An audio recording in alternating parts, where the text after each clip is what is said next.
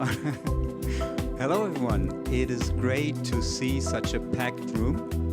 Welcome to this event. My name is Ole, and I oversee the Young Global Changers program here at Global Solutions.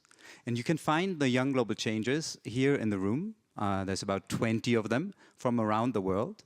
And there's also some posters on the side with their projects.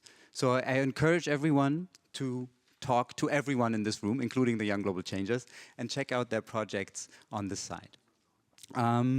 We are the hosts of this event, and we're absolutely thrilled to do this with the Bill and Melinda Gates Foundation. We have wonderful panelists here, and Bill Gates is going to join us as well in a little bit. But without further ado, I don't want to keep you from that thrilling lineup. I would love to introduce your moderator to you, Aminata Belli.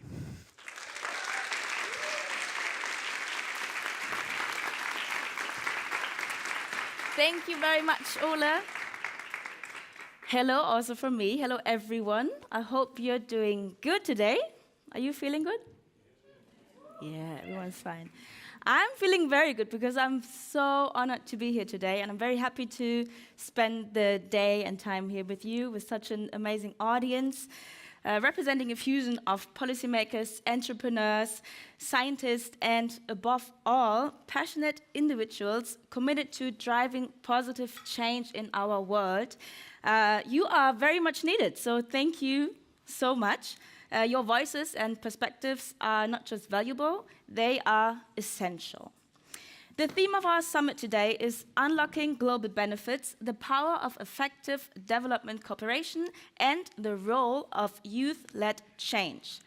This underscores the pivotal role that young people and leaders play in driving innovation and challenging the status quo. In the face of enormous challenges from climate change to economic inequality, youth across the globe show that they are powerful agents of change, advocating for justice, equality, and sustainability. So today's session is dedicated to amplifying those voices, to providing a platform for young leaders to share their experiences, insights, and aspirations for a better world. We will explore today how youth-led initiatives are reshaping the landscapes of development cooperation and how they are breaking down barriers. But our conversation goes beyond mere acknowledgement. It is a call to action. And this is an invitation for all of us to listen, learn, and engage with the ideas and perspectives of young people. So thank you all to be here and taking part in this dialogue. And I'm very, very excited to see what kind of impact this youth-led change can have in all of our future. So that's why I stopped talking now, because I'm not the one changing, maybe a bit, but now I'd like to introduce you to 3 international representatives. They are also in part from the Global Changers community. We just heard Ole talking about them. They have plenty of experiences as youth delegates at international conferences, in climate negotiations, and in development cooperations. First, I would like to introduce an environmental and climate activist from Sudan. She is a member of numerous advisory groups and has more than 10 years of experience working on issues related to peace, security, migration, adaptation, and climate change. She also previously chaired the UN Secretary-General Youth Advisory Group on Climate Change. So give it up, yes. Please welcome Nisreen Al-Saim.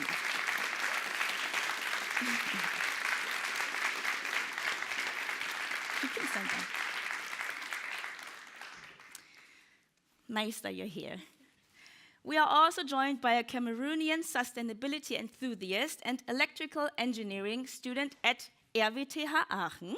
His organization, 3Es for Africa, empowers African students on the continent by enabling them to implement sustainable research projects that tackle climate change mitigation and adaptation. Please welcome Kontimi Kenfak Mwafo.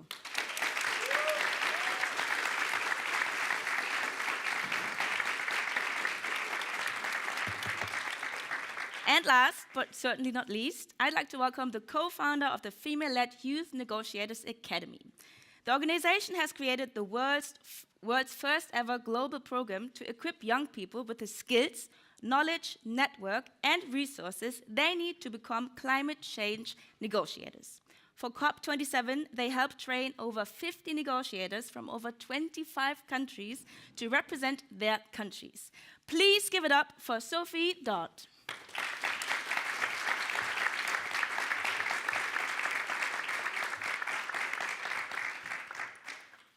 Are you doing good today too? Yeah. Good. First, I would like to ask you, Nisrin. I was just talking about your work, which is incredible. So, also, I said you shared the UN Secretary's Advisory Council on Climate Change. You're doing amazing work, and you're also originally from Sudan. Sudan is a country that is hit hard by the effects of climate change and a country in conflict. So, from your experiences professionally and personally, what is your vision for development cooperation? First of all, hi everyone. Thank you for being here. I think we have a great audience here. Thank you for the organizers for inviting me. And talking about Sudan is always very hard for me as a Sudanese myself. But what Sudan is experiencing right now is not really very much different from a lot of other countries are actually experiencing.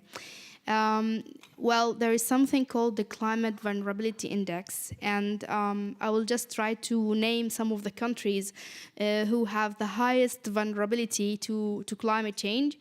And we can very, very much see how everything is very much linked together. So we have Somalia, we have Chad, we had Central Africa, Eritrea, Sudan, Afghanistan, Liberia, Mali, Yemen, Congo, Uganda, and we go all the way until we reach Myanmar, Syria, Nigeria, Benin, and so on. And let's check the index of countries experiencing conflict in the last 10 years, and the most devastating ones since the World War II. Yes, and it says Sudan, Ukraine, Russia, Burkina Faso, Mali, Niger, Benin, Ghana, Nigeria, Libya, Yemen, Jordan, Syria, Myanmar, and any connections. It's exactly the same countries. And this is what I always say, that wherever there is conflict, there is huge climate vulnerability, and the opposite. When there is huge climate vulnerability, there is always a possibility for conflict, because humans are survival beings. So if I don't have food, if I don't have water, then I will fight for my life. I will not just wait there and die. Both things are very much correlated, but the most important, which is related to your question directly, is that no one invests in development in countries in conflict, which makes it the evil cycle even continues more. If we notice that all of the aid processes and aid programs right now are not really sustainably providing for the people, and they don't really have a phase-out plan for these countries. So people of these countries who are depending on aid depends on aid actually for many years, like sometimes 2 decades or 3 decades. But at the same time, when you try to invest in a program where there is a development in a country in a conflict, they say, no, this place is not really stable, any money for development will be wasted, although it's lack of development that leads to conflict in the first place. So I really think that us as young people, we should be the breaker for this evil cycle and say, no, if you want to really build peace, if you really want to build climate adaptation, then it's countries in conflict, that's the fragile countries, that's countries that are mostly vulnerable to climate change, that needs the development the most. Otherwise, you will just be recreating the wheel every time. Thank you, Nis. So if I might add something small, the Germany have a program, the IKI program, the International Climate Initiative, and it's a great program. And once we applied for a project there, and when we had a meeting with them, they said the project is amazing, we like it very much, but we don't really have experience in working in countries like Sudan, where it's not really very stable and so on. So I told them, yes, I understand that, and it's managerially, it's hard to work in countries that are not stable because anything can go wrong at any moment. But this is a challenge that us, the people who work for development, should really move on from, not something that you as donors stop you from really investing in the country. And climate adaptation is building the resilience for the most vulnerable, and there is no more vulnerable than people who are experiencing both conflict and climate change. So if you really want to work in vulnerability and adapting people, then these the people and the communities that needs help, not the people where you can provide perfect reports, because building adaptation is not about reports, it's about actually transforming lives for people to have a better future. Thank you. Thank you, Nisreen. You said we need to listen to young people. That leads me to you, Sophie. You were in the chair of the Youth 7 process when the UK had the G7 presidency in 2021, and you engaged directly with the UK government and also Boris Johnson, so you were a representative for young people. So my question is, can you tell us, are the voices of the youth being heard? And if not, how do we change that? Yeah, that's a great question. Thank you so much. Absolutely, I chaired all of the youth engagement into the UK's G7 presidency back in 2021. And I can safely say, yes, young people's voices were heard in that process, but it was hard. We had to fight to get into every ministerial room and in front of every single prime minister to get our voices heard. And we were really successful that year. We had actually a very cooperative government, which is unusual for the United Kingdom at the time. And we secured world leaders' agreements both to the importance of mental health, young people's mental health in particular, in response to the pandemic. But in 2022, in our collaboration with our German counterparts, we actually also secured, in the German G7 presidency, commitments to funding around mental health. So I can definitely say that it was heard. But were they actually listening to? Were they actively seeking out young people's voices? No, they weren't. And I think that's a real worry, because young people are the future, and the decisions that are made today will affect our lives now and for generations to come. And that is particularly pressing when it comes to the environment. And so I met 3 wonderful young women at COP26, and we came up with a plan. We said, it's great that young people come in and we deliver speeches and we lobby for change to world leaders, but like, what if more decision makers were young people? Mm-hmm. And so we created the Youth Negotiators Academy in 2022 to train more young people to become climate change negotiators. And that has had a hugely transformative effect. And I mean, we've kind of grown from strength to strength. So you mentioned our statistics for last year. For 2023, we trained more than 200 negotiators from more than 50 countries to represent their countries in the UN negotiations. And that was incredible, because what you saw was these amazing young people who were upskilled to really represent young people's views, but they were welcoming other young people's views, the true diversity of young people into decision making. And so I'm really hopeful about that. I'm really optimistic, I guess, a bit like Bill Gates. But I think we have to still go a bit further. Because our young negotiators tell us time and time again, great, I can bring in young people's voices, but realistically, my mandate is set from the top. It's set by politicians. And what I think that means is that we actually need more young politicians. Just 3% of the world's politicians are under the age of 30, despite that age group making up more than half of the world's population. That is incredibly poor representation. And what we need is more young politicians driving ambitious environmental action, more geopolitical security action at the very highest levels of decision making to make sure that young people's voices are properly heard. Thank you very much. And talking about representation, I'm coming to you, Kantimi, talking about representation, because you are from Cameroon, like I said, but you're studying in Germany, and he is, by the way, Student of the Year in Germany 2024. I love that.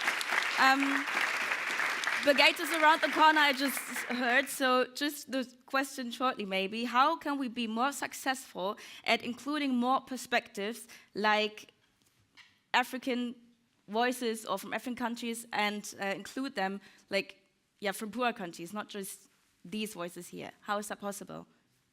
Thank you very much for the introduction. I think the key in this case is recognizing and utilizing the potential of the African diaspora.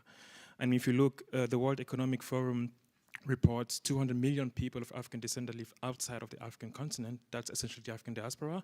If you look at France, the French Development Agency reports 6.2 million people who make up the African diaspora. And here in Germany, we have Afro Census, an initiative from Each One Teach One. They say more than 1 million people of the African diaspora live in Germany. But the question is, do we actually exploit the potential they have to offer? That is the true question. If you look at the 2023 Africa strategy document that was delivered by the BMTED, which is the Federal Ministry for Economic and Development Cooperation, it's a 36 pages long document. 2 times African diaspora is mentioned twice in 2 sentences. Right, and I think that is actually the issue. Like, we need to, again, answering this question of, partnerships at equal, at eye level. And I think that utilizing and really giving the diaspora a voice and listening to them, using them to develop a strategy, that is where we can potentially reach to a solution, in my opinion. And that's what you're doing, so thank you so much for that. We're going to be talking later. Firstly, thank you for your input, for your thoughts, for your work, for everything. And we talk in a few minutes. Thank you. So now, as we proceed, I am delighted to welcome a distinguished guest who really needs no introduction. Bill Gates.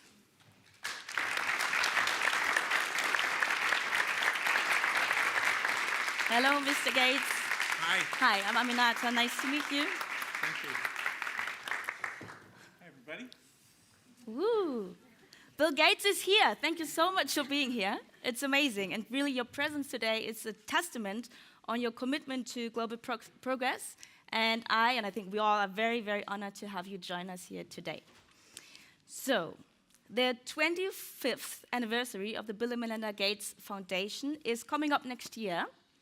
So my question is, what motivated you to start the foundation in the first place? Well, it was during the 1990s where, my ownership in Microsoft had made me kind of insanely wealthy, that I was trying to figure, since I only thought it made sense in terms of my own consumption or whatever I gave to my children for that to be, less than 2% of the money. So where would the other 98% go to have the highest impact? How could we give back? And that's, when I first started thinking about it, I thought, okay, the U.S., what are the needs there? But the more I learned, the more I realized the deep inequities we have globally, and that literally, if we were smart, we could save lives for less than $1,000 per life saved by working in areas like global health and, might be non-intuitive, global agriculture. And so that's about 90% of what we do now is in those areas. But it was a learning curve in the 90s, and then as soon as we started the foundation, we were the founders of Gavi and the founders of Global Fund, which have been sort of mind-blowingly successful.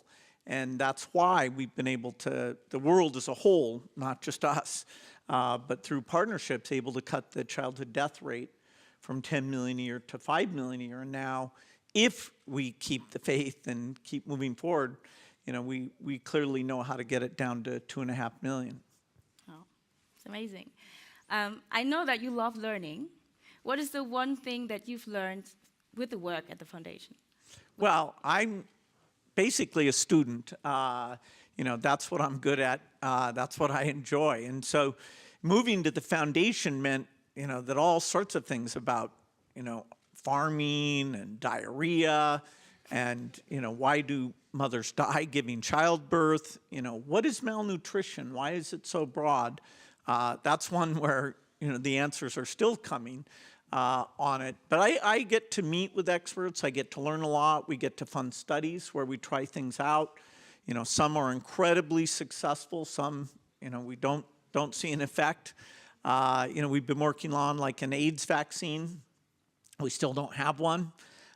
We will have one. But, I'd say, the biggest surprise to me was how little was being done for the health of the world's children. And not only these diseases, but basically what an awful thing malnutrition is, that even if you survive, your physical and mental potential is so destroyed by the fact that in those early years, your various exposures and your diet meant that you never develop your brain or body. What do you think? Why was there so little help? Well, if the kid who died of malaria was on your block, you would say, hey, I'll get a bed net, and I'll take it over to my neighbor's home. Or, if they didn't have enough food, you would take care of that. So a big problem we have is that in rich countries, we're just not exposed, So I always tell people, if you can get to Africa and see both the improvement taking place and the challenge that's still there, it's not just to go, oh my God, this isn't bad. No, things are improving. The rate of improvement, the rate of reduction of childhood deaths is faster in the last 20 years than ever in history because we've gotten these new tools out. So it's because of that distance that people can't relate. And I thought, okay, we have the internet, but it's too light of an engagement. Unless you really go there physically and talk to the mothers, meet the kids, see, oh, that's a bed net. That thing only costs $5. Wow. It's pretty hard to be as engaged if you just read the numbers. I read the numbers, but I also get to go see it on the ground. Yeah, it's very important that people are engaged and interested in other people from other continents. We're here at the Youth Summit, and I want to ask you, what makes youth-led change particularly impactful, in your opinion? Well, governments left to their own designs are somewhat biased towards the elderly. The elderly vote more.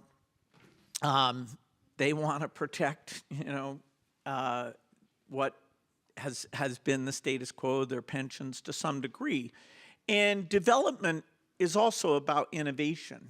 How do we use the fact that even poor families, a lot of them have cell phones now? How do we get health advice out through the cell phone? How do we digitize government payment systems so that the benefits immediately getting onto that woman's phone so that she can buy nutritious food or whatever is important. And who's gonna go to Africa and see these things? Who's going to talk about the moral imperative here?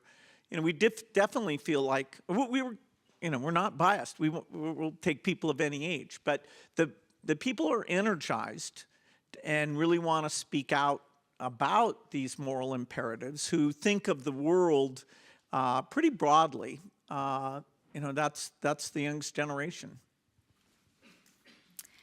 And if we're talking about the young generation, I feel like nowadays you've got so many crises. So if there are young people standing there thinking, I feel a bit powerless and I feel like my innovation or ideas don't really have an impact, what would your advice be?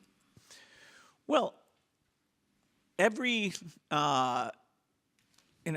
got to do their part. And there's a lot of great things you can do within your own country. I try to get as many people involved in global issues as possible, but in no way does that say that, volunteering locally, being a tutor to kids locally. In fact, a lot of people, the way they get into philanthropy is not a financial thing, it's more a volunteer thing. And most of those volunteer hands-on opportunities are in your local community. So I love philanthropy very broadly, even though I say that, per euro, the highest impact philanthropy is when you can make sure the resources are getting to where there are these deep inequities and very basic things like vaccines that aren't available. And so, philanthropy, not everybody's going to work on whatever, they compute numerically as the highest impact thing. I mean, that's, nobody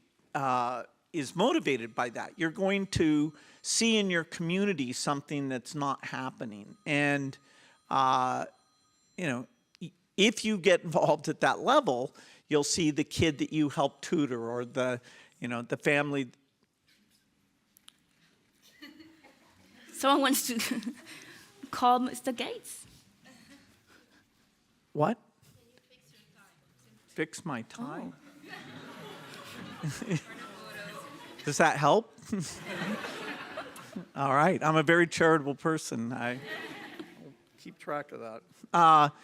So, if you're not feeling fulfilled, then you should find some way of giving back that gives you a sense of purpose. Of course, your work, you can do your work well, you can be great in your family, but ideally you have something that's even beyond those two priorities that broadens your perspective.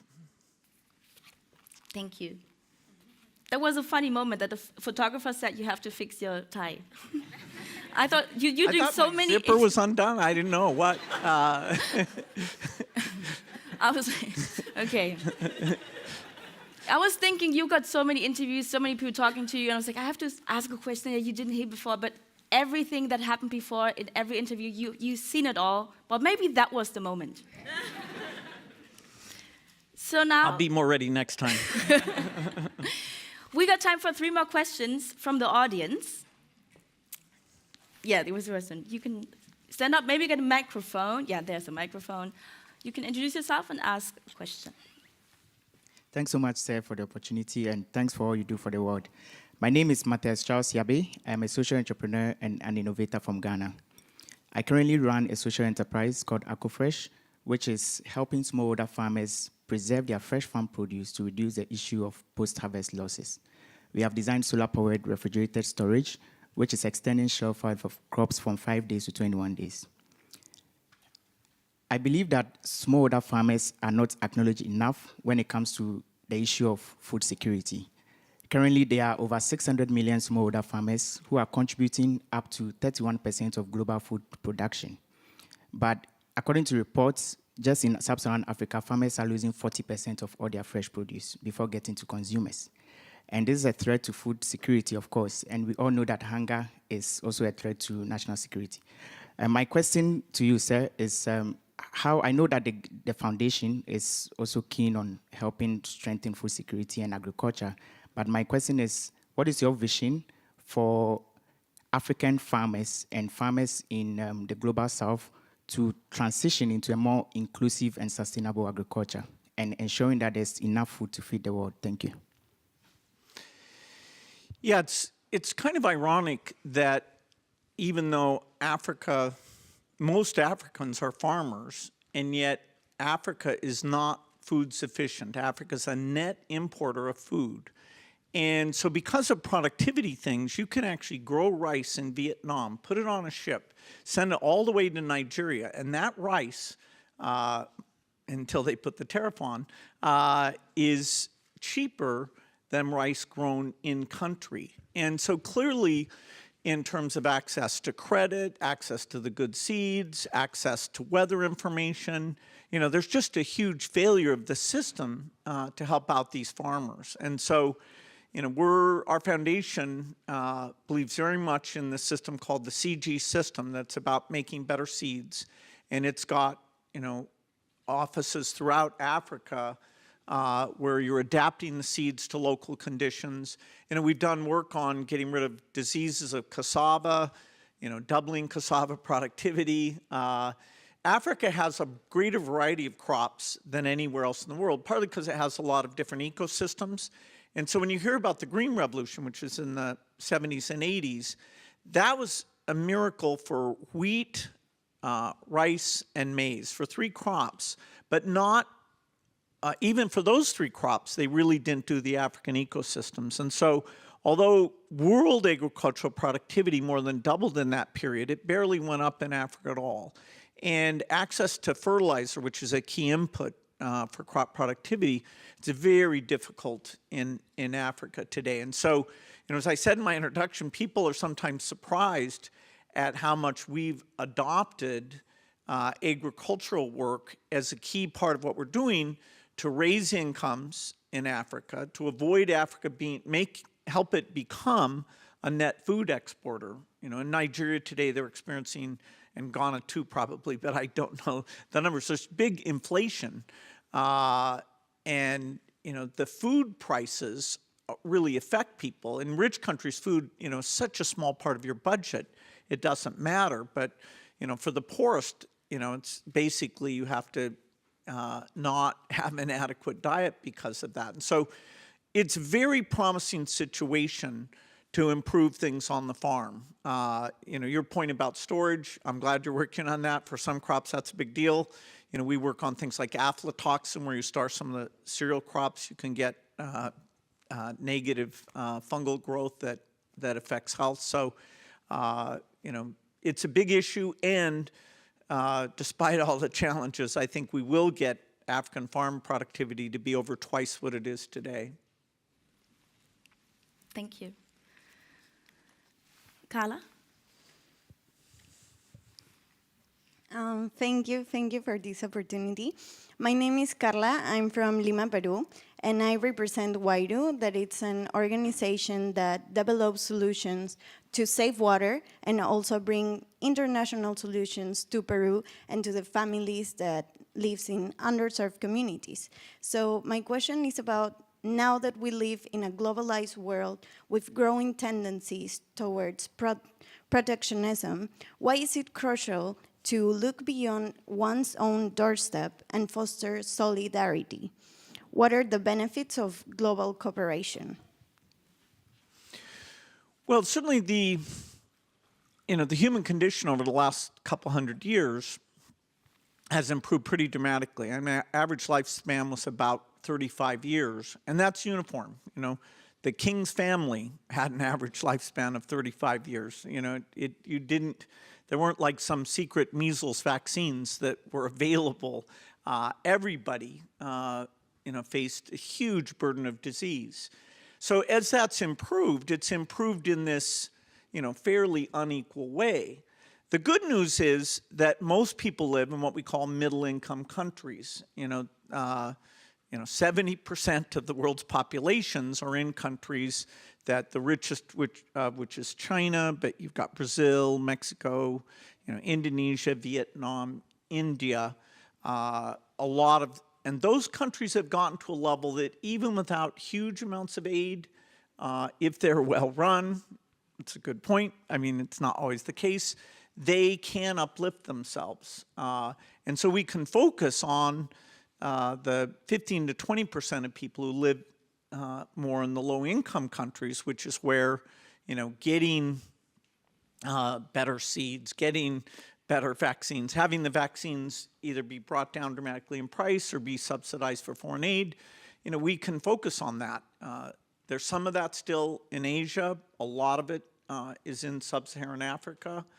And so when the measles vaccine gets invented, that's a benefit to the whole world. When we invent bed nets, when we figure out, it takes $2 of drugs. If a woman's bleeding after childbirth, literally those $2 of drugs reduce over 70% of the deaths that take place. So that knowledge about malnutrition, which is actually super complicated. I mean, we're having to use, the microbiome is very complex, but now we're beginning to understand, okay, how should we feed children the world over in an inexpensive way so that they're on their growth path. And so, we should want to share that knowledge. We should want to help those countries. There are many reasons people give, geopolitical reasons. I mean, the main reason is, because we're all humans, and, it's kind of tragic to have knowledge or resources that aren't getting in at least a very rough, equal way. Thank you. I think it's one last question. I'm sorry. Yeah. Hi, I'm Luisa, 18 years old, and an ambassador from RON, and we fight for the end of extreme poverty and preventable diseases. And my question now is, with the current multitude of global crises, including climate crisis, increasing geopolitical tensions, wars, economic instabilities, why is it important to do investments in global health right now? Well, you know, the question of, now that we've gone from 10 million deaths a year of children under 5 down to 5 million deaths a year of children under 5, the question is, are we going to go back up towards 10 million, or are we going to go, you know, from 5 million down to 2.5 million? And you can take any crisis in the world and compute, you know, of children's deaths, you know, what is that crisis? You know, name the place, look at the number, and you'll be, it's kind of stunning to go, oh my God, there are so many, 400,000 of those deaths are malarial deaths.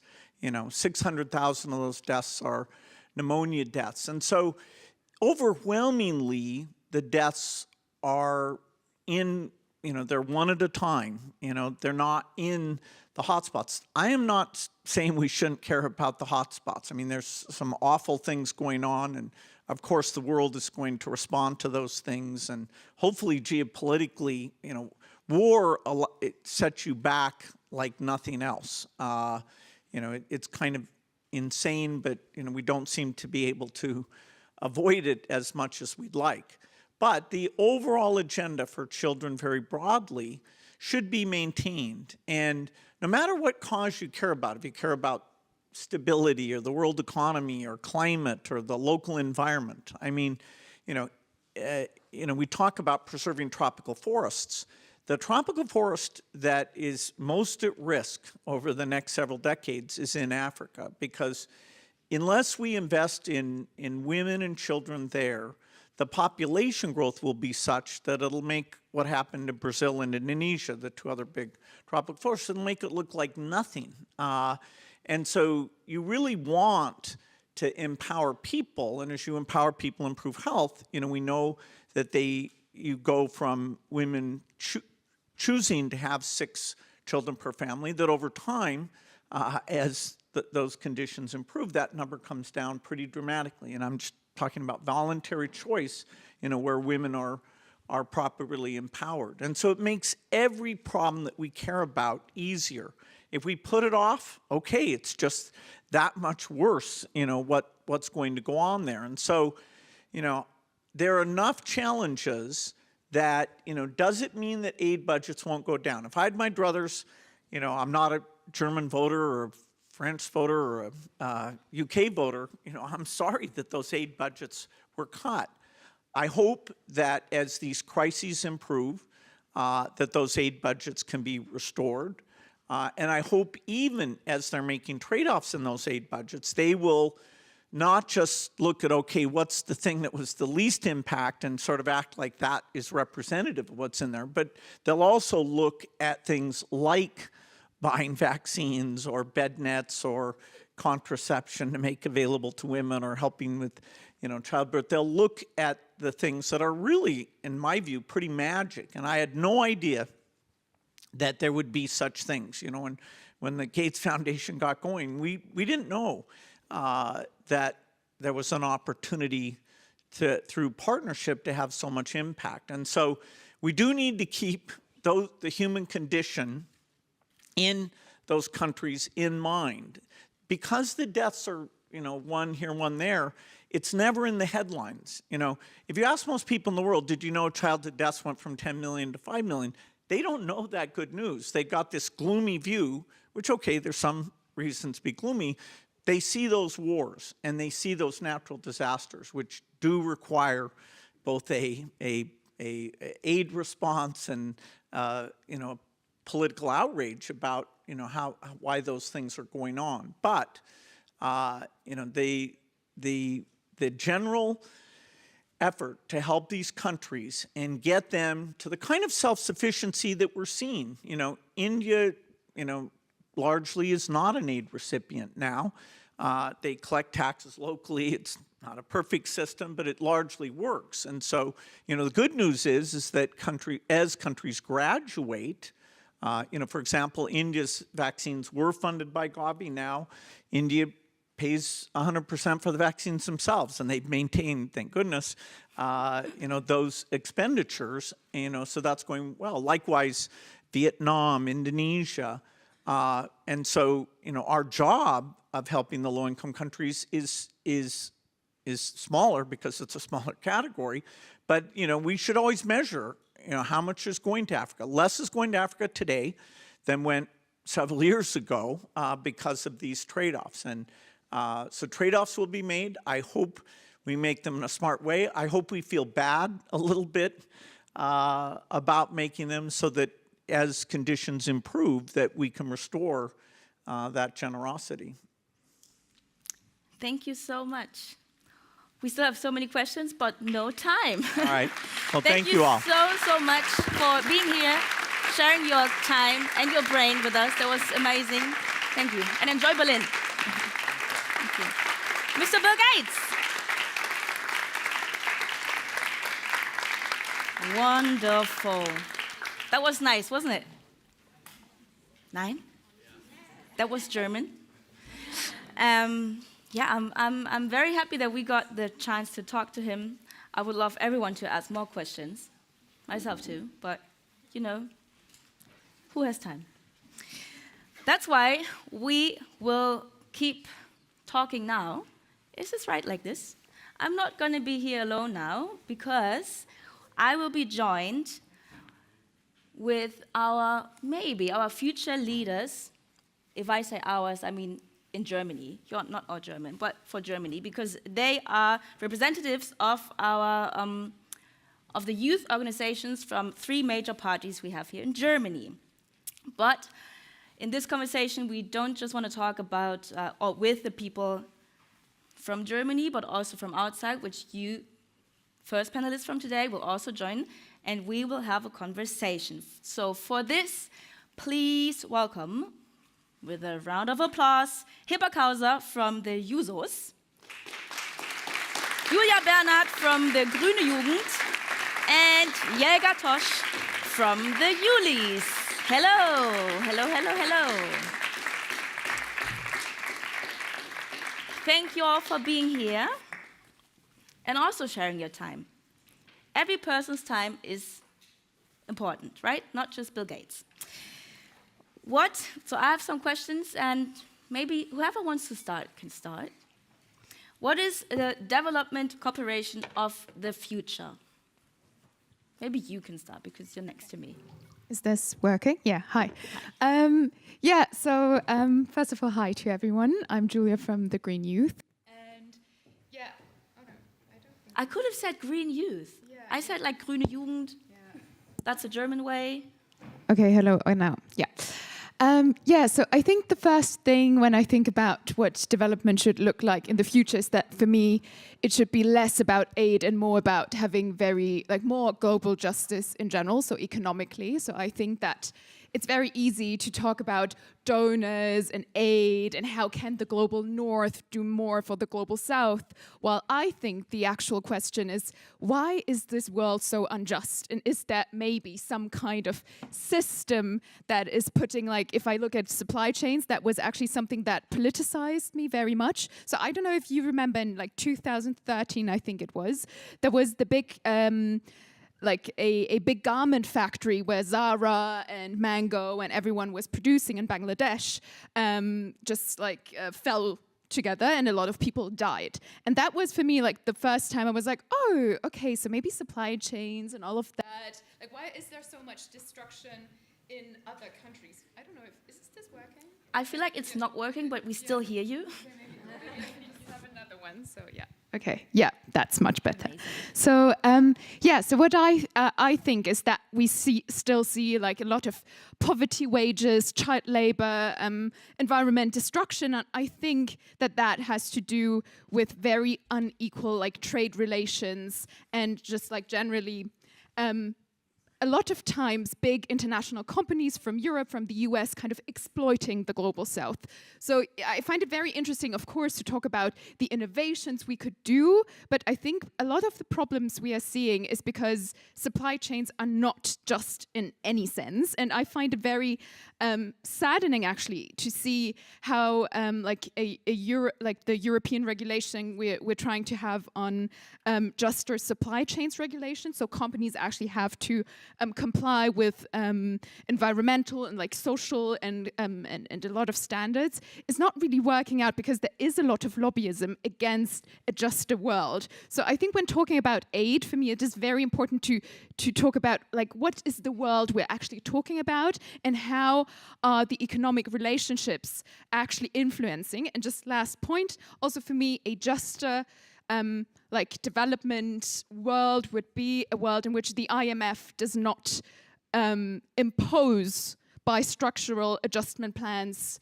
austerity on governments, where literally people are living in horrible conditions, and where austerity is literally like, there was just a study by Oxfam where they saw that every dollar the IMF gives to a country in need, they're actually obliged to hold back $4.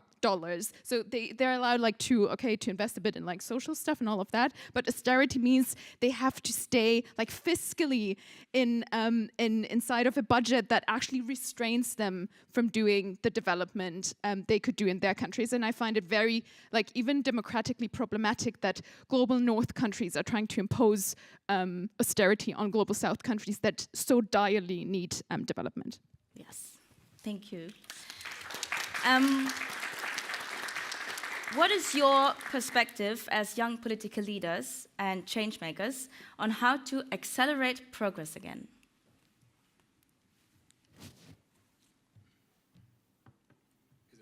You should use this mic, maybe.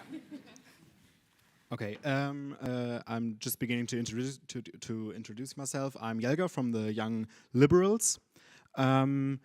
Could you just repeat the question again? Yes, the question is, what is your perspective as young political leader on how to accelerate progress again? Well, I think that I agree with your point that you said we don't have to talk about aid and donors so much in the future, but for me, the important point to accelerate the progress in development cooperation is that we can build big projects, especially as the European Union, to set the countries, the developing countries, to develop on their own, you know, so that we don't have to say to you that you have to have democracy and human rights and social and economic and environmental standards. We want you to do that on your own, but especially we want to help you with big projects, because every little country in the European Union can give as much money as they can to like build schools for education, and that's important. But we want to build big projects. When you see on the other side of the world, like China has big infrastructure projects in developing countries, and we are asking ourselves, why can't the European Union do this? And especially for human rights, we think that we have to start a bit before that and build the infrastructure in the countries to develop human rights in those countries. Thank you. You want to say something to this? Yes, so my name is Hiba, I'm from the Young Socialists, and I want to question one thing you said, because I think before we do all of this, first of all, we have to question ourselves. We have to reflect ourselves, because these post-colonial structures, these post-colonial thinking patterns are still in our system. And that's the biggest problem, because we are not treating our partners at an equal way. We're not treating them at the same eye level we want them to treat us. So I think that's the biggest problem. We have to get a solution first, and then I know that there are some countries in the global south who already have democracy and have human rights and they have to develop, like, they have to focus more on educating their children and everything like that, because I think through educating the children, especially educating girls in this world, which is a huge problem, we can make a big process. And I think to get a solution for all of these crises, we have to start first with ourselves.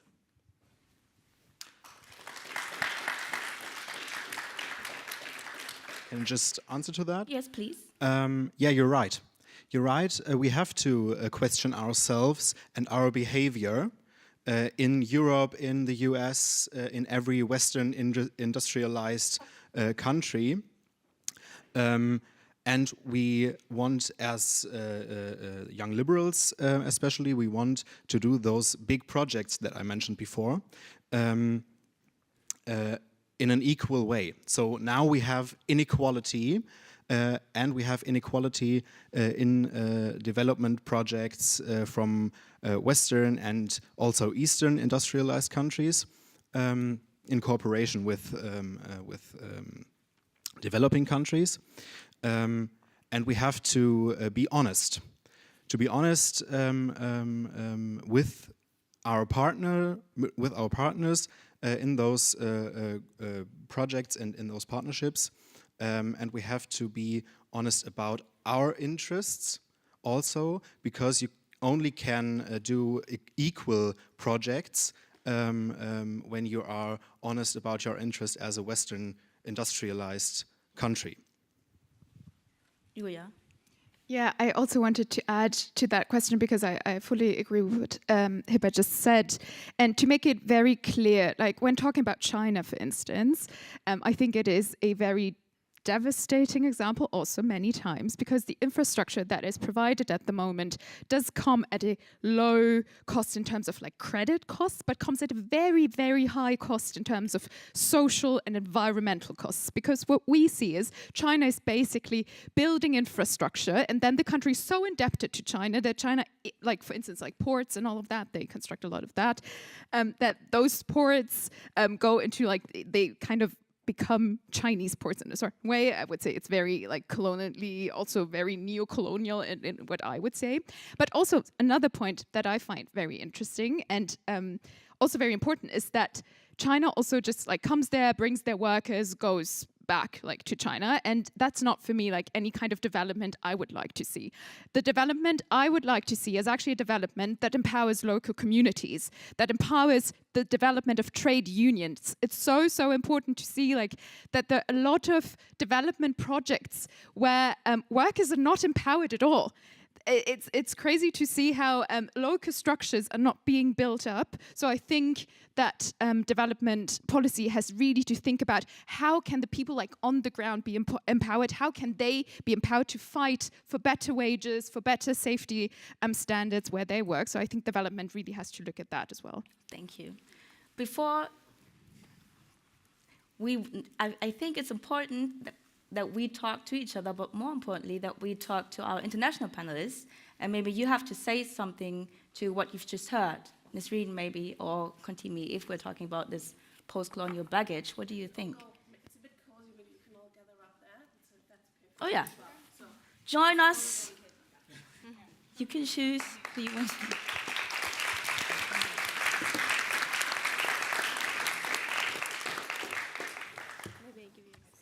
What are your thoughts on that? Yeah.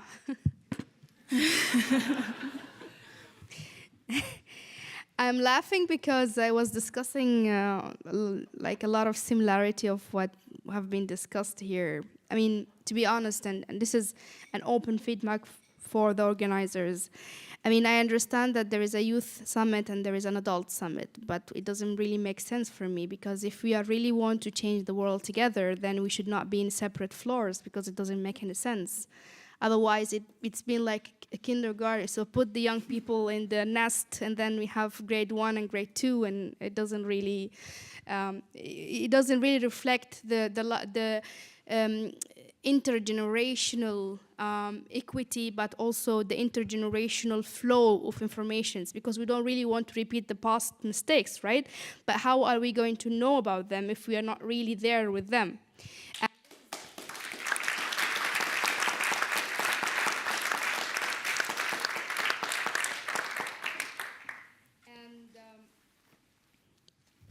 Conspiracy theory. My mic stopped working. No. And I think also it wasn't really nice to have Bill Gates in a panel alone and then he leaves without like at least listening to our panel. What if, for example, I disagreed with him in a lot of things he said, and I know that a lot of people have different experiences, but then if it's a one way of listening to only what he says, then how can things really change, really?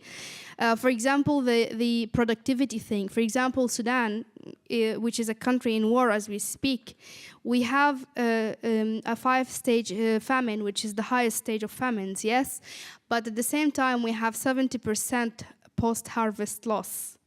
So really, it's not the productivity, but it's just that the lack of security, lack of roads. It's really cheaper to bring rice from Vietnam because the shipments are cheaper than to move things by road in countries that there is no road in the first place. I mean, at least from the African perspective. And if we really want to talk about the supply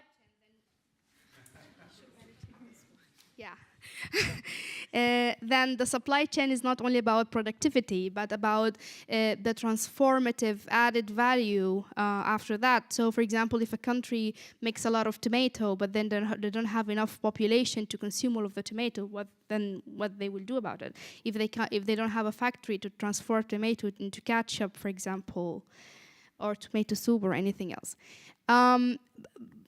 This is just a feedback on how, for me at least, I felt bizarre a little bit in the representation and how the theme of today, or the run of the session today goes. But then for me it was even more bizarre to bring young German politicians to speak about Global South while we were actually here in the same place.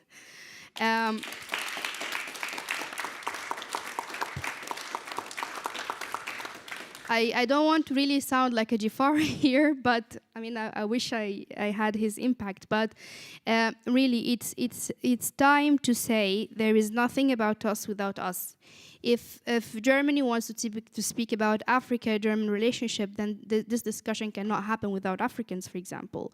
And if people want to speak about next generations or future generations' future, then this will not happen without the future generations' inputs to it. And it's past the time where we only listen to things. Because now how I know or what is my experience is not measured by how many years I lived. Things are changing, right? If it's still experience and change is still about how old I am or how much years I lived, then stop putting a lot of burden on our shoulder, like you have to change the future, you have to create a better world. I mean, how can we do that if we are all the time sitting and listening to things that we are not even allowed to not only ask prepaid questions, pre-prepared questions, but debate what the previous generation actually think about things.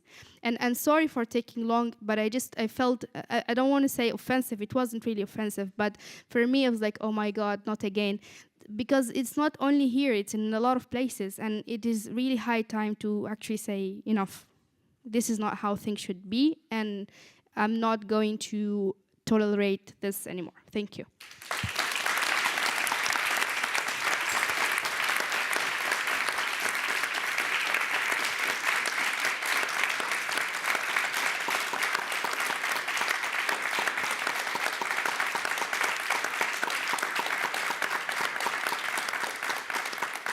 I love that you're saying that, and that's the reason why you're standing there and we're all talking to each other. I didn't want to miss you out, and you were the first one on the panel. So I know it's not my problem. Of course, I know it's not my problem, but I just want to say I also try to work on that because I know we really need to be heard. Continue. Thank you very much for all the points you mentioned. I want to maybe react to what the previous speakers mentioned. I think something that always gets lost is when we talk about development cooperation, we don't really specify what we mean, right? Are we talking about charity-based cooperation, which really involves the civil society on the ground? Are we talking about humanitarian kind of development cooperation, where the goal is immediate relief, very, very quick relief? Or are we talking about bilateral and multilateral development cooperation, which are transactions between German government and and the big institutions? I think it's always important to clearly demarcate or to clearly specify what exactly we're talking about, because there are different approaches.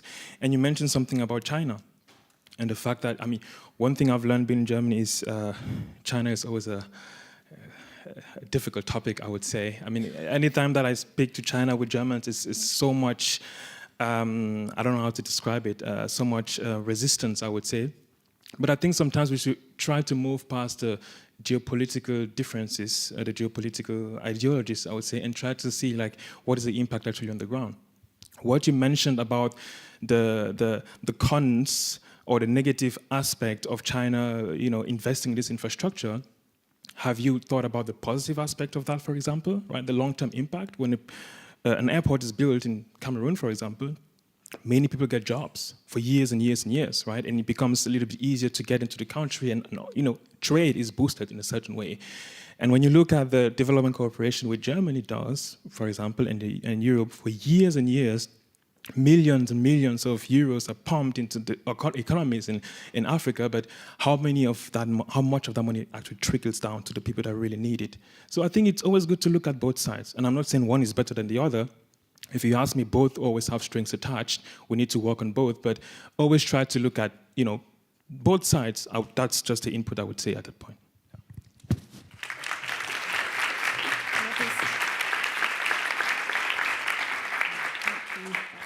This one is going to work. Thank you, Kuntumi and Nizreem, and I'm not going to try to pretend to kind of add to the really important stuff that you've mentioned. I guess maybe what I'd like to reflect on is how in the Youth Negotiators Academy we've been trying to kind of operationalize some of this thinking. So in our co-founder team we are 2 women from Europe and 2 women from India, but we are acutely conscious that we do not represent the global population of young people. And one of the ways that our program works is not by just kind of, giving out money or just by kind of building new projects in new places, but by a kind of neo-colonial idea. Actually, what we do so much about is empowering young people in local communities who can then go on and represent their country's interests in international negotiations. So in the number of times there are countries in UN negotiations, you'd be surprised to have someone from Australia representing their interests, because they don't have, in their country, they don't have the training, they don't know how the UN negotiations work. And so they've got someone from some of the countries that have actually disenfranchised or that have kind of made them disadvantaged countries in the world, kind of impose some of these strict conditions or cause some of the crisis that they're currently fighting. They have them negotiating on their behalf, which I just think is really counterintuitive. And so much of it is about empowering local communities to take action to resolve things. But I think a part of that is then shifting this power imbalance. And I think we are really cognizant that we are part of that power imbalance and we are playing our role in trying to resolve that. And I think we all can do the same.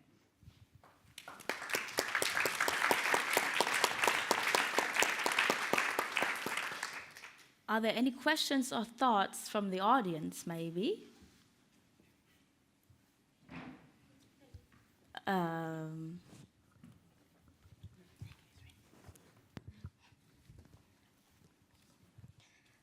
First of all, thank you for all your thoughts, and Nizreem.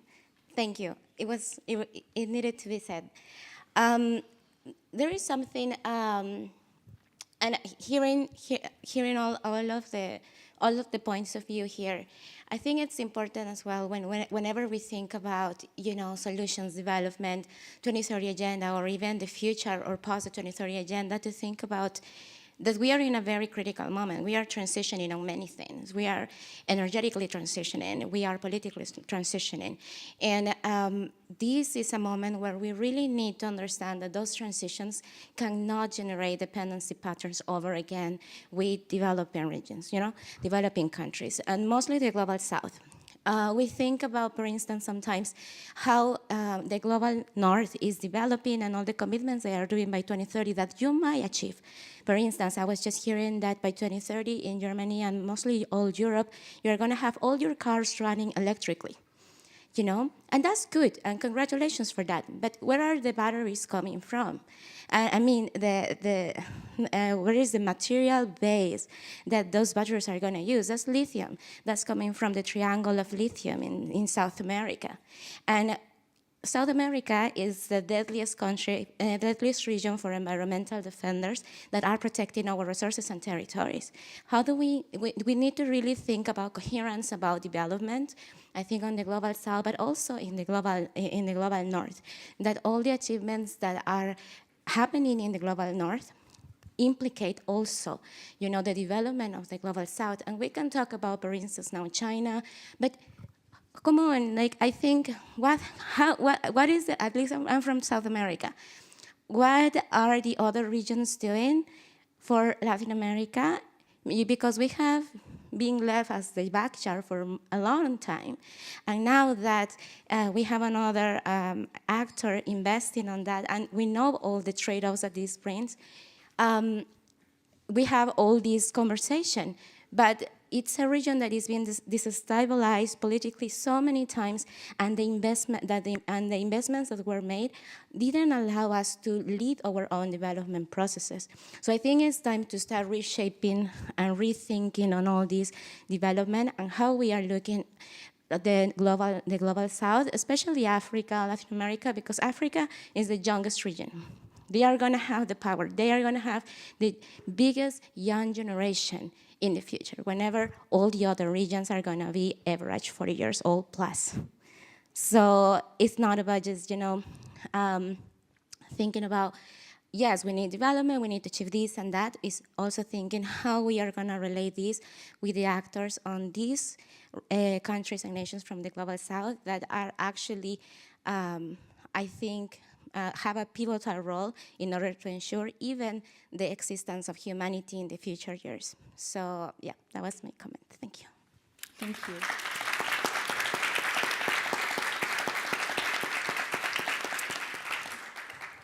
Another question from you. Yes.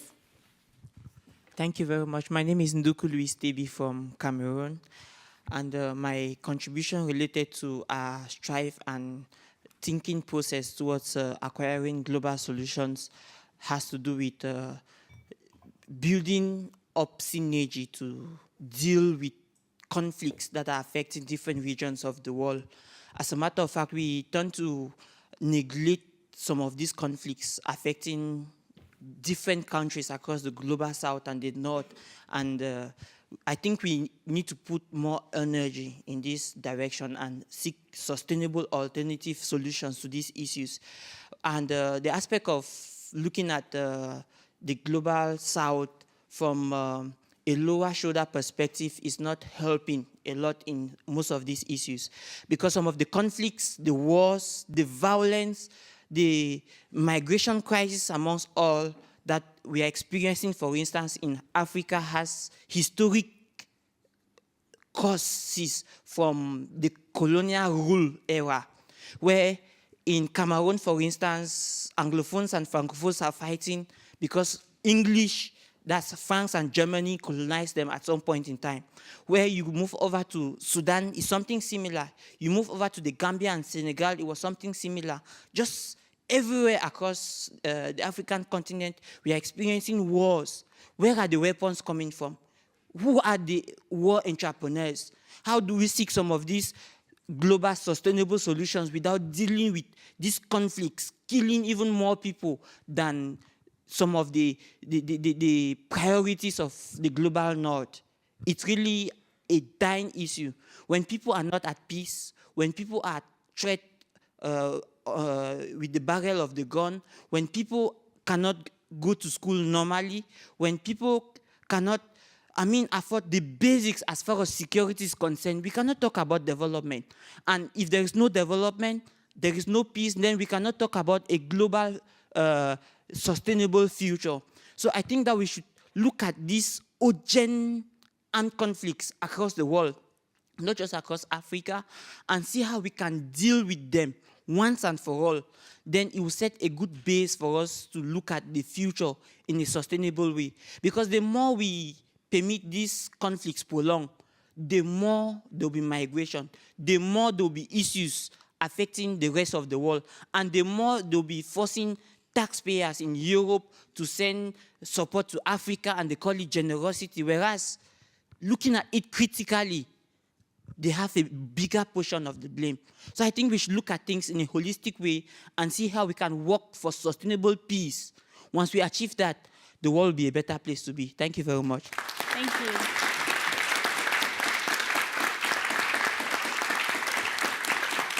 Thank you.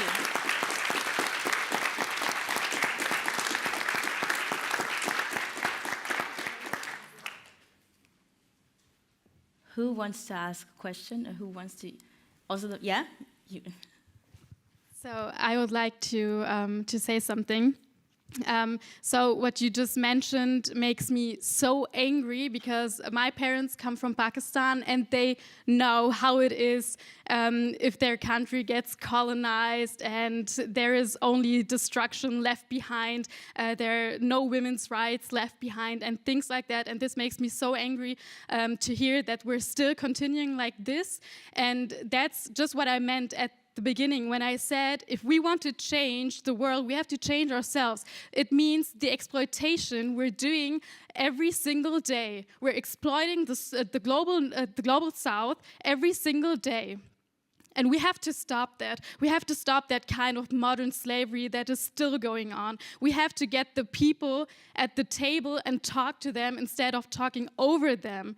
And that's the huge problem that I mentioned at the beginning. If we don't understand that our system is exploiting other people, our system is destroying their lives and destroying everything that is is causing everything that is happening in the global south. If we don't understand this and if we don't try to change ourselves, we cannot change this world. So thank you so much for this point. Thank you.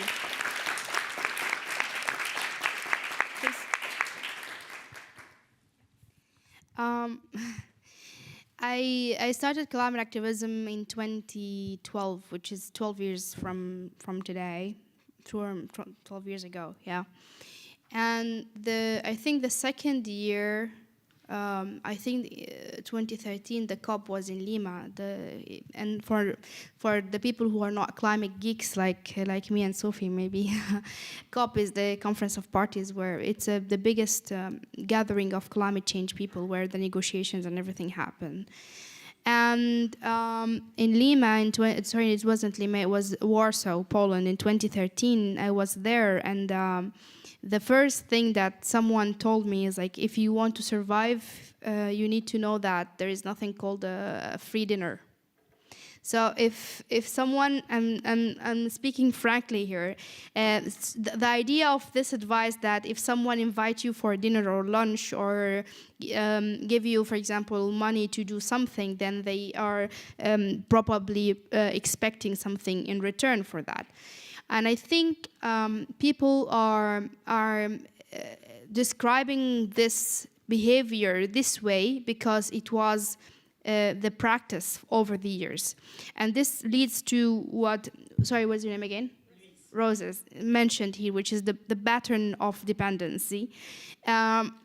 But I think it shouldn't be like this. There's nothing as a free dinner or lunch could be actually interpreted and very much well implemented as a win-win situation, where we actually have a world and a situation. Maybe this is a utopian from me, but this is what I hope for and work for, where we see how can we actually help each other, work together, not depend on each other, not give from this hand and take from the other hand only, but in a more collaborative spirit and way.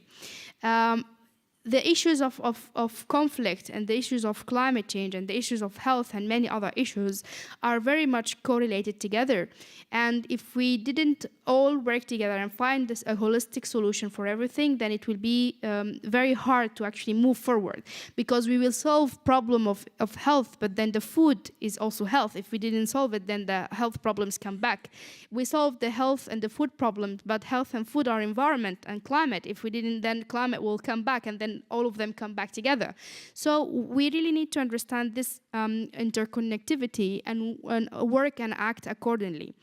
But what I want to highlight the most is, for me, the pioneers and entrepreneurs are not people only who work and find great ideas in their communities, but it could be also, for example, donors or philanthropies or wherever, who says, well, no one would work in this area, no one will work in this country, no one will work in this topic because it's very much risky, but I will take the risk.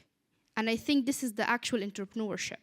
Because if we kept playing it safe, then we cannot really change things, because we will just be reinventing the wheel the whole time. And the last thing before I give the floor back to you is, whether we are in global north or global south or wherever, we at the end share the same resources. And COVID was a huge example and huge proof for that. COVID didn't really know borders. COVID didn't really know people are rich or people are poor. It hit everyone. Yes, some countries more than the rest, but at least it spread everywhere. And any other global problem that we will have, it will have the same impact. They call it the butterfly effect, something like this. And I think butterflies are really sensitive creatures to have all of this burden. But it is true, because everything happens here can affect the globe, and it goes versus vice. Yeah, thank you. Thank you.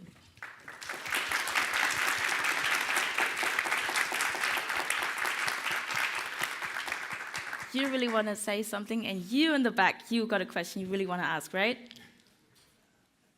I will let you ask that question, but you need a mic. You will get it.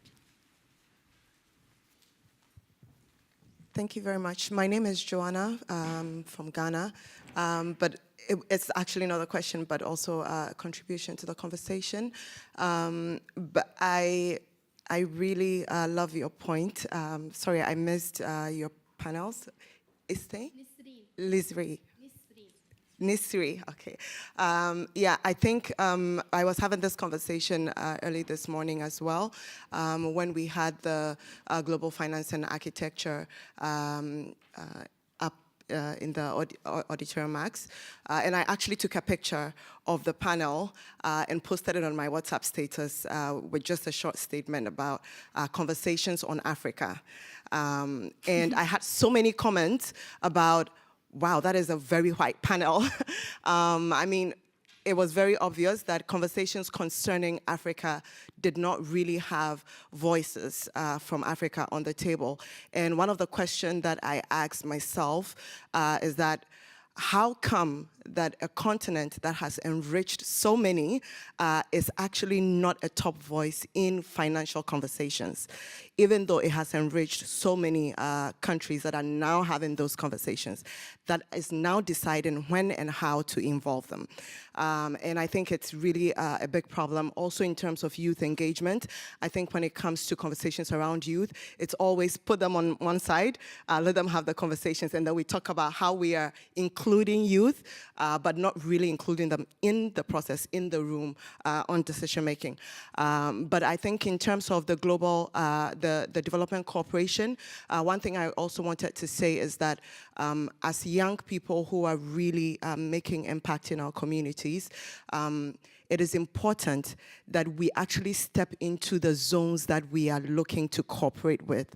I think it's a great disservice if we sit here in Europe, in Berlin, and we are talking about, developing countries when we have never stepped foot in developing countries, or we have not really engaged with the countries that we claim we are very concerned about, and therefore we are, pulling up all resources and then put in there, and then we write in the books, we say in the media, we are supporting countries out of poverty without necessarily going to the ground to see what is actually happening. There's something happening in Ghana right now, and I think it's also for a lot of African countries, where we have development partners, international development partners, GIZ, Danish embassy, Netherlands embassy, they are all there, right, in communities for over 50 years without necessarily seeing the exact impact on the ground, because you see year in, year out, we talk about we are helping Africa develop, we are helping Ghana develop, we are helping Cape Coast, which is where I come from, develop, and we have so many partners doing things in cycles.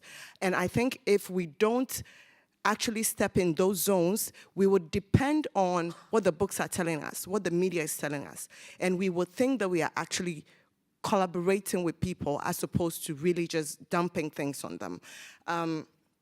I run one of the programs that I worked on was really an exchange program between Dutch students and Ghanaian students. And one of the conversations that always came up when we took them, when the Dutchies come to Ghana, is that this is not how we are told in the Netherlands. And I think it's very important as we are learning to collaborate, is that what you have been told, what you hear in your countries versus what is actually happening on the ground can be completely different. So as young people, we should not be afraid to take a flight, just as we are here as well in Berlin, also to Ghana, to Nigeria, without, even if it's out of fear, face it. We have to face it, because these narratives that have been created over the years are the ones that have created what we have also believed and we are working with. So if we think Cameroon is not safe, what made you think Cameroon is not safe when there are families there? If we think Nigeria is a red flag country, what makes you think Nigeria is a red flag country? Because you have been told that. But then we keep saying we want to collaborate. We want to have cooperation.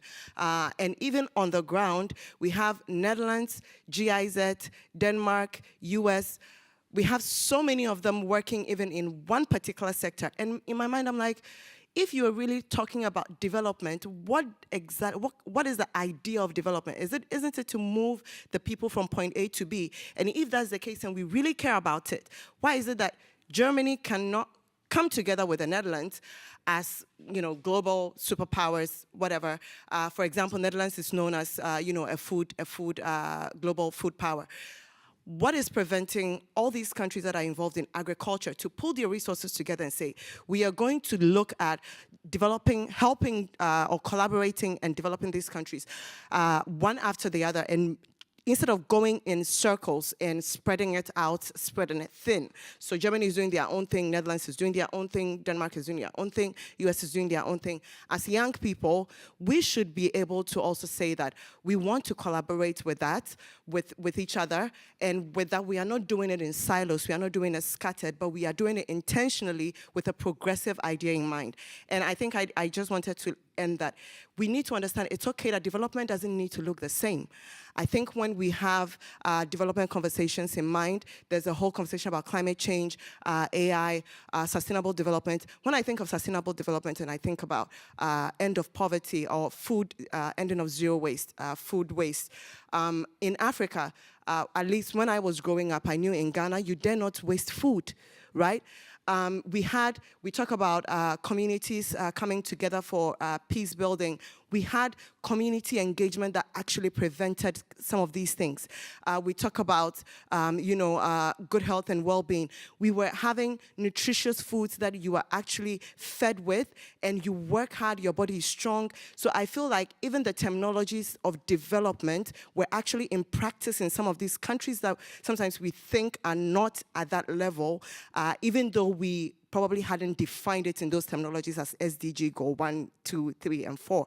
So it is important that as we are talking about cooperation, we step into the zones, face the fear. If it is guilt, I know sometimes parents, we like to shield our children from, shame and hurt and everything. But if parents have done certain things that have effects on kids, kids have to be open to face that guilt, face the shame, face the fear, step into Africa, get to know what parents and our governments are doing over there, what the impact is on the people on the ground, and talk to young people in Africa, in the African countries, so that this development cooperation would actually make sense in terms of progressing forward as a global continent. Thank you so much for that.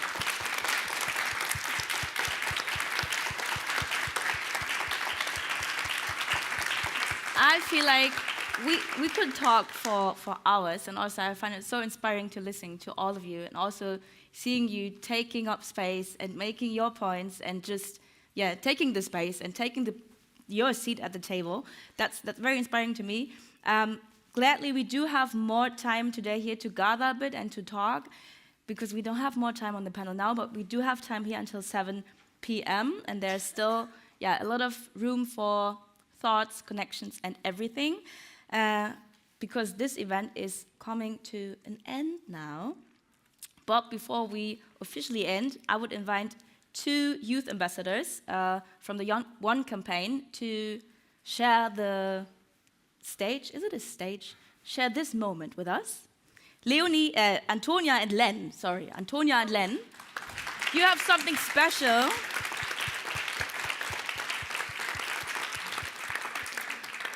Now you want a mic, right? Yes. There it is. Thank you, Aminata. Thank you all for being here, and thank you, Nasreen, for your very important words. We are Tony and Len, and we are both One Youth ambassadors, and we are campaigning to end transnational diseases and global hunger. And we really want to push our global and our political leaders for better development cooperation policies. Thank you so much for you all for being here today. Thank you for this last discussion. I think, and all those last thoughts, this was what really made this panel. And I think we should just all remind ourselves, it's time to act now, like now, not just talking, acting, raising our voices. I think there are no global solutions without us, all in this room and far away and in Germany and wherever in this world. So this is us raising our voices, and I think, Nasreen, you said this so nicely, raise our voices that at the next summit, the next Global Solution Summits and every other summit, we sit with the great tours and not just as great one as here. We would love to take a photo all together. We will jump over there in a second, and we hope you all want to join our photo. We want to spread it all over the social media channels and demand and urge our leaders to act now. So we'll jump there, and if you could all get up, yes, that would be awesome. Get up and get like in this direction. Thank you so much. Thank you. We're all going to be in the picture.